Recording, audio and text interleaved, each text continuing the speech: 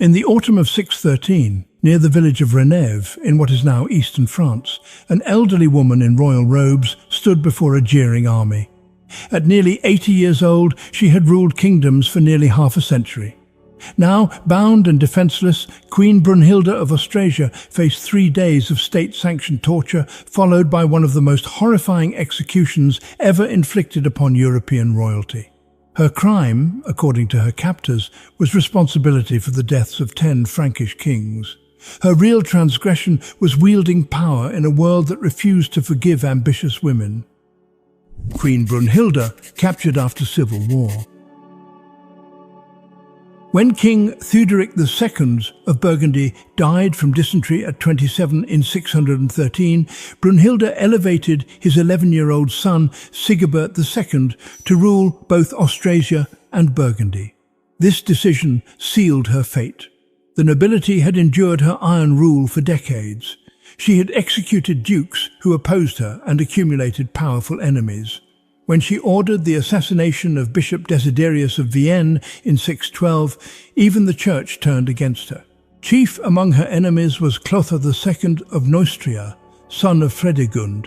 The woman Brunhilda held responsible for her sister's murder and her husband's assassination nearly 4 decades earlier. The betrayal began with Wanachar and Rado, who secretly allied with Chlothar against the Queen Regent. When Brunhilda marched to meet Chlothar's army at the Ain River, the patrician Alethius, Duke Rocco, and Duke Sigvold deserted her before battle began. Her army refused to fight. She fled with Sigebert and his brother Corbo towards Switzerland, hoping to reach the Germanic tribes. But Chlothar's soldiers pursued relentlessly. At Lake Neuchâtel they were captured. The young kings were executed immediately. Only the infant Merovingian was spared. Brunhilda was brought to Renève, where before the assembled forces, the queen who had ruled for 50 years would face judgment. Public condemnation and accusations by Chlothar II.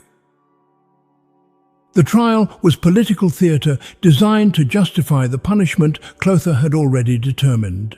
Standing before the assembled army, the nearly 80-year-old queen faced accusations that stretched credibility even in the brutal world of Merovingian politics. Chlothar II accused Brunhilda of responsibility for the deaths of 10 Frankish kings.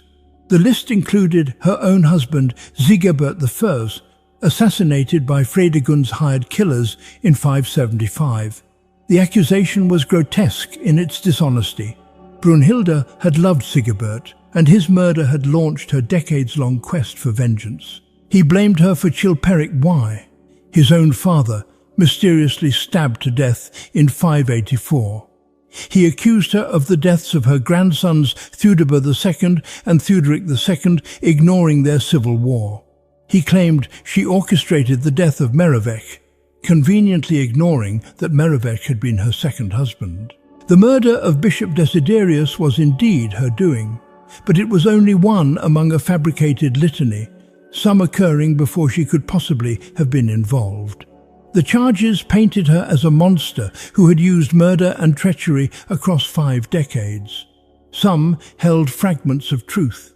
She had ordered executions, including that of Duke Unkellen, whom she had killed under harsh interrogation. But the wholesale attribution of every violent death to her was a calculated lie. The accusations served clear purpose. By branding her responsible for the chaos, Chlothar transformed his brutal treatment of an elderly captive into justice. He positioned himself as an avenger. The army cheered. The medieval sources revealed deep misogyny.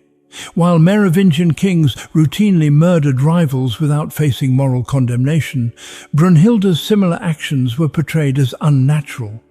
Her crime was not merely what she had done, but that she had dared to do it while female, wielding power that Frankish law reserved for men. Standing before her accusers, Brunhilda offered no defense that has survived.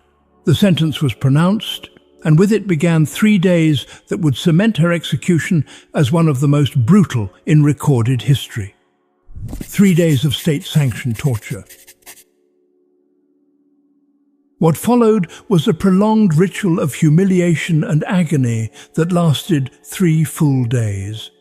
The army that had abandoned Brunhilda at the Ain River now gathered to witness her suffering. The tortures served multiple purposes: satisfying soldiers who had feared her power, demonstrating Chlothar's triumph, and sending an unmistakable message to any noble who might question the new order. The historical sources are clear about the duration but less specific about the exact tortures inflicted. What we know with certainty is that Brunhilda, at nearly 80 years old, endured physical torments designed to break her body and spirit. Her bones had grown brittle, her flesh thin, and her body no longer possessed the resilience of youth.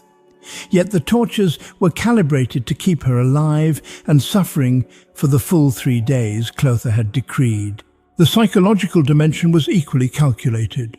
Brunhilda had spent nearly half a century as a figure of authority, commanding armies, appointing bishops, determining the fates of kingdoms. Now she was rendered completely powerless, her royal dignity stripped away, subjected to the will of men who had once feared her gaze. The reversal was total and deliberate. The centerpiece of her public humiliation came when she was bound to a camel and paraded through the assembled army.